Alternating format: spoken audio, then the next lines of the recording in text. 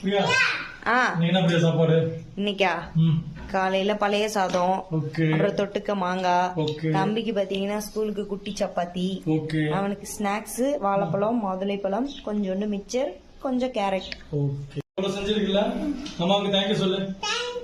thank you அம்மா welcome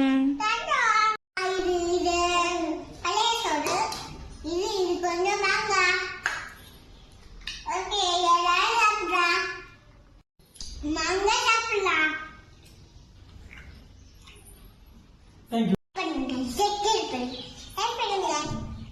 helmet போட்டு ஸ்கூலுக்கு போறியா பாய்